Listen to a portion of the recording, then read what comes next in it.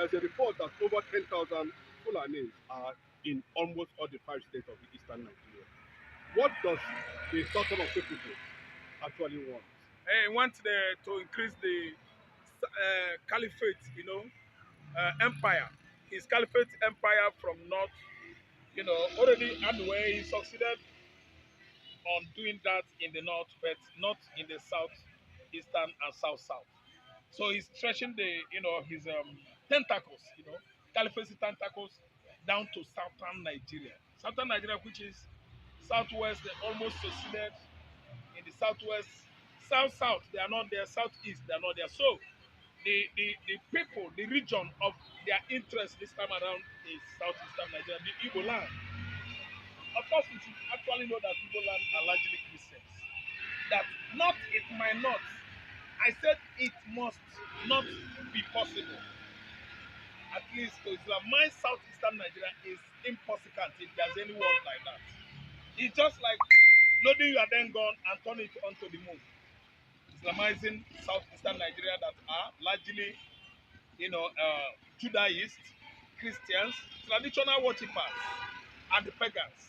It can never happen. That reminds me of what happened during the era of colonization when the British invaded southeastern Nigeria. Of course, the whole south. Of course, you know that they are all Igbos. It took the British 60 good years to at least, let me say, change the minds, give the Igbos a total, reorientation to begin to appreciate Western culture because Igbos are the people that are so resilient to hold on to what they believe, their tradition and culture.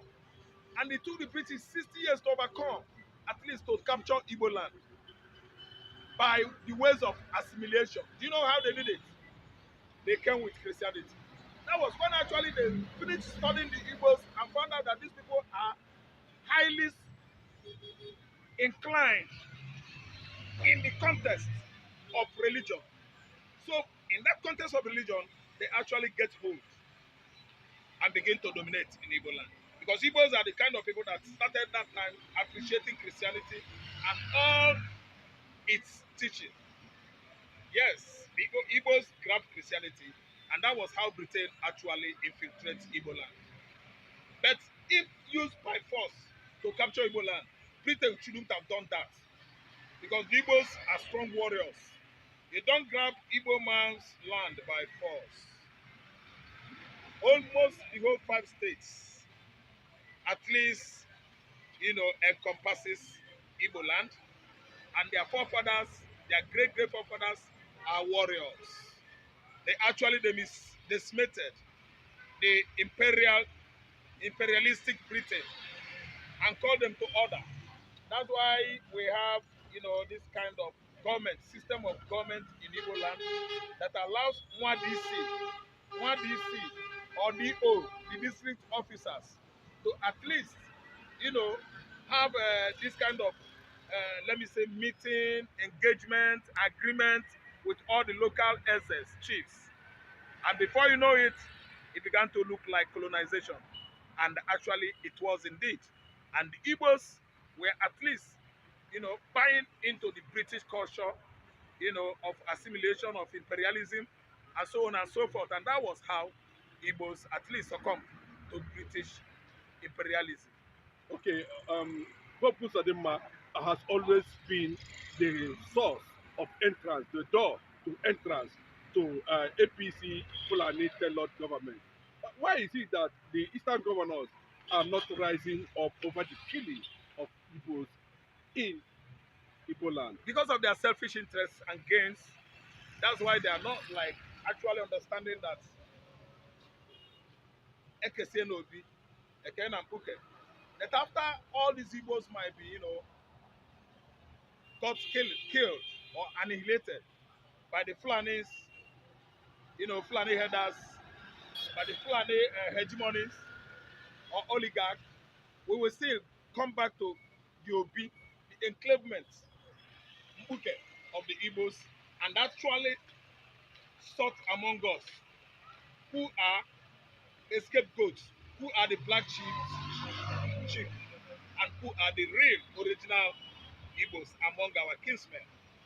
Ekesenobi, Ekenapuke. They are ignoring Igbo cultures and all these, cultures I'm just trying to enumerate here or streamline. Because of what? The kind of money, the kind of gain they are receiving from the central.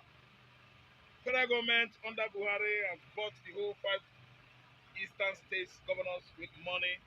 They are sharing this kind of legacy, loots among themselves, trying to brainwash them. Actually, they were all brainwashed from understanding the true culture of the Igbos.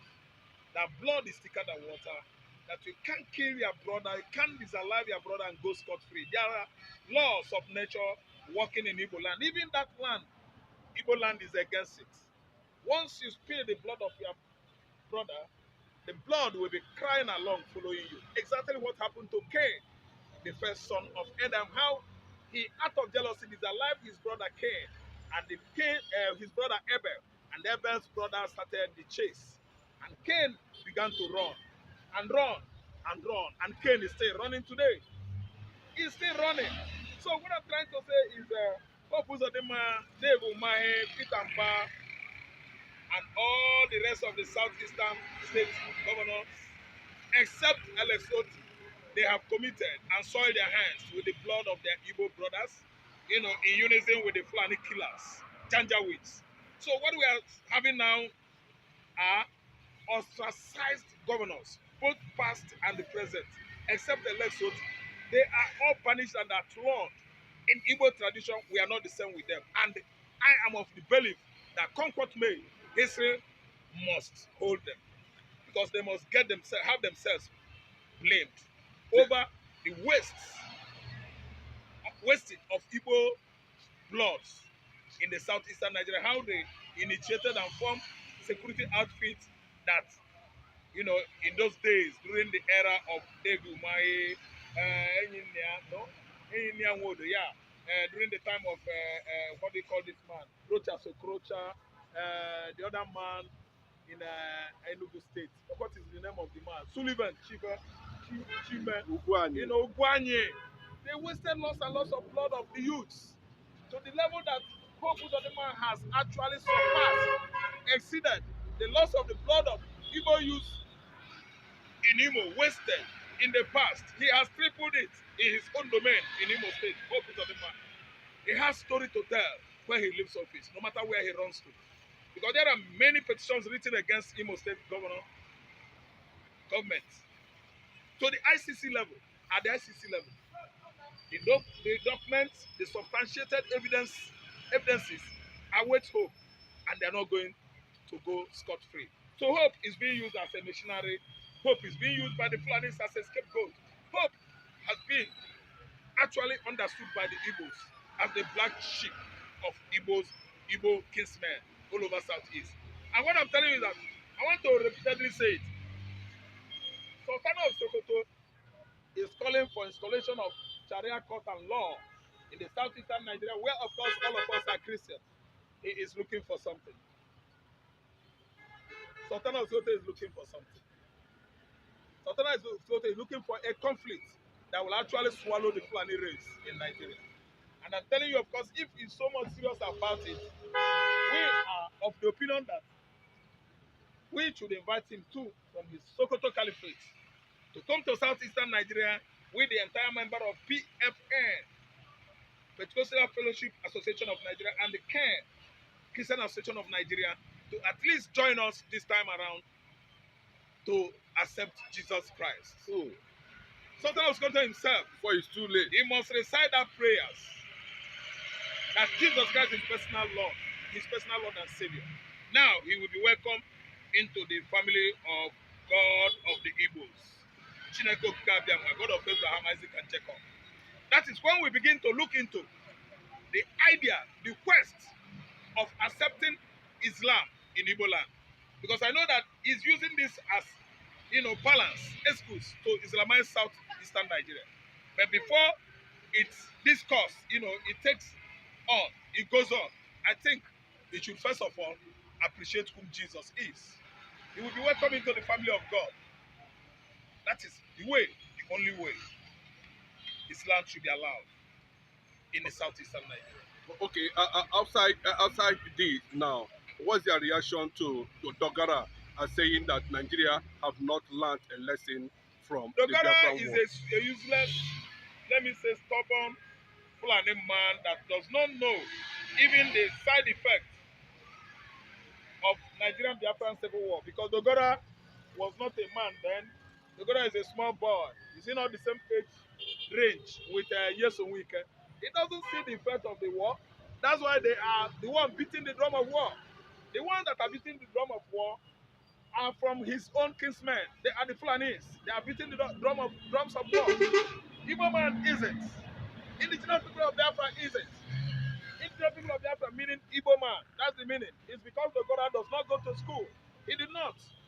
It is because Sultan of Scotland, they are all illiterates.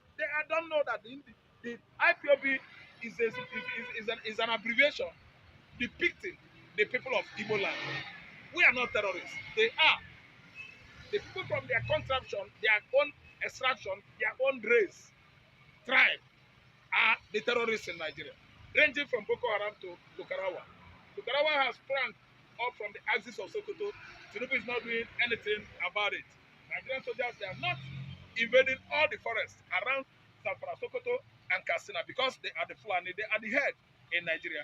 While IPOB proscription, which is so strange to the world, is actually raging like wildfire in Nigeria. That's why they always send battalion into the southeastern Nigeria to monitor the land.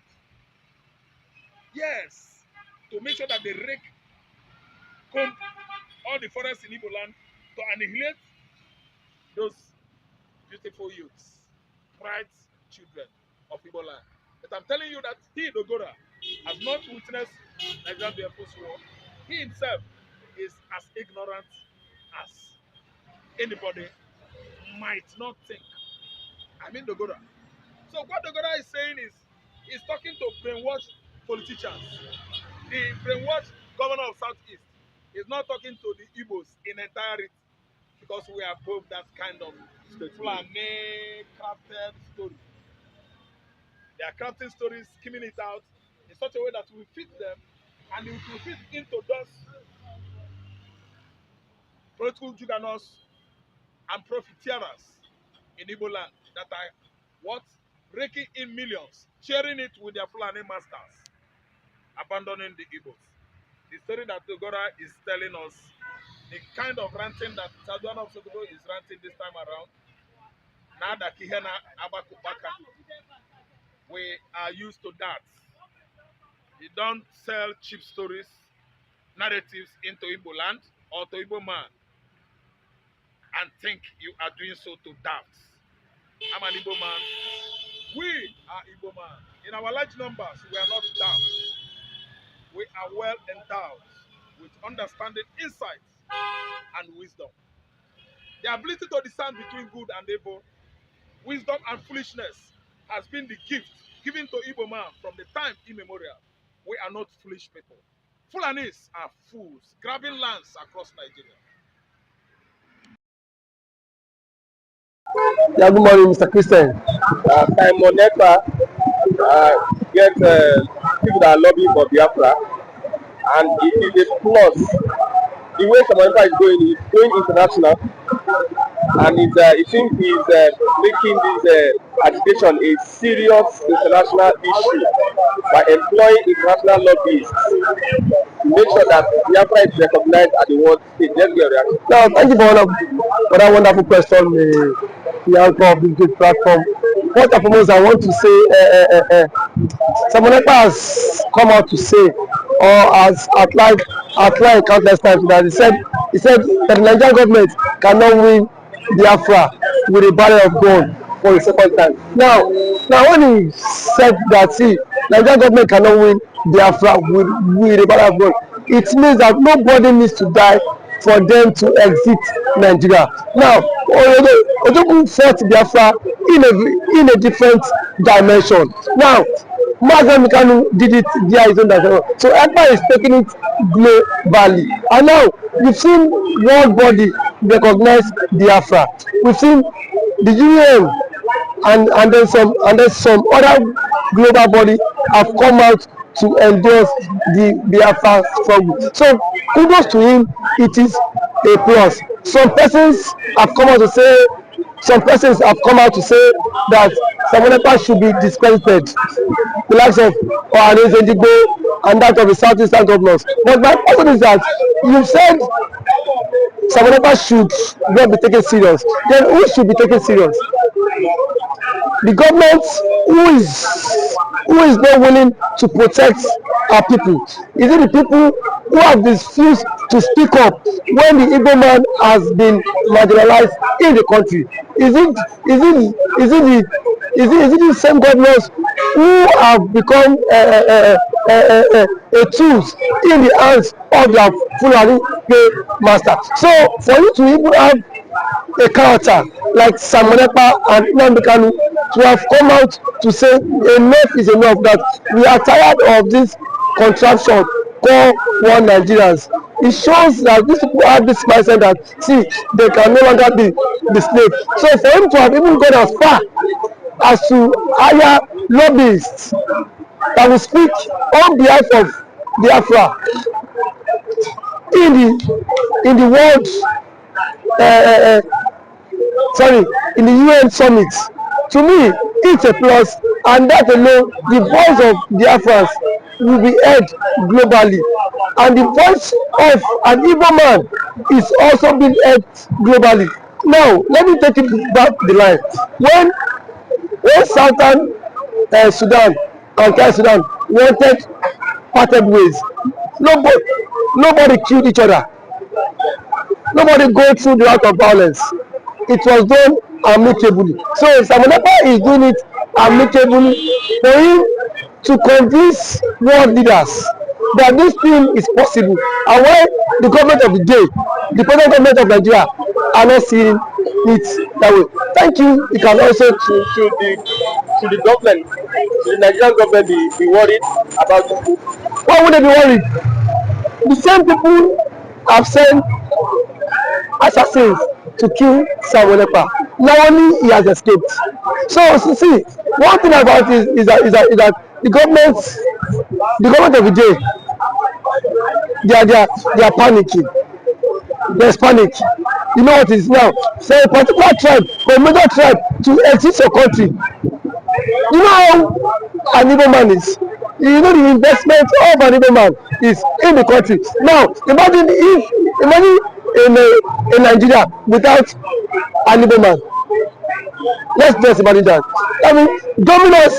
That means the Hausa man would now dominate virtually every government parastatals in Nigeria. So now the reason why the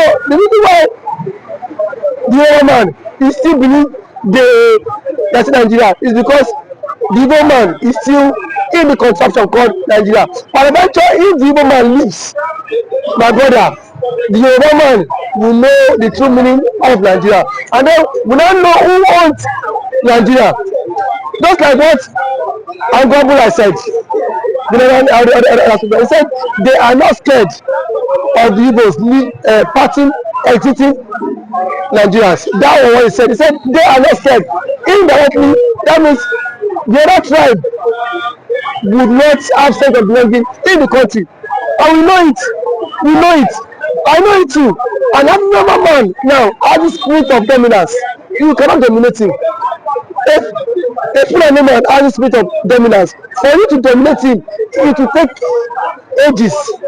In terms of population, you cannot dominate them. So one thing is that Ojukwu have foreseen this whole thing. That was why he championed this Biafra struggle. And now, gradually, it is now becoming a reality in this contraction called Nigeria. Now, there are some Igbo men are even tired of the system called Nigeria. Just because they feel their brother is still in president. Now, my brother, I can bet you, come 2027, the Yorubas will be championing the Republic more than the Igbo man. I can bet you that. That I am very certain of. Yes, we will championing because it is certain when their president, when their brother is being kicked away for the presidency. Already there is a plot, and which he himself cannot escape. The president himself knows that there's a plot, and then the big shots in the north are forming alliance. You know it. RFI, a powerful influence in the north, is not in the league. Sorry, is not in good terms with the president. And now, nobody can take nobody can take that factor. What RFI did, or see that made President Tinubu emerge as the president via his own influence. And then we have also the likes of Angulai, which is the chairman of the Northern Order Forum. He said post that election that the Northern Order Forum supported Tinubu, but come 2027, Tinubu will not get their support. So what does that mean? Now if the average northern person is not given the vote, now where will they get the vote? It just come by 2027. The same thing the universe have started doing this for. Now they will be the master mind of it, because I can bet you by 2027 Yoruba will stop. And that's the slogan that will continue to trend, is that we are tired of the country, we want to follow the suit of the government and exit the country. And then the government now will not take them, tag them for being unserious, because now that the government is struggling for the exit, we are saying the government is not serious. There are claims that the government is not serious, but I can bet you when the system will also catch up with you, then you will know why the government has been championing to exit. Thank you for always coming.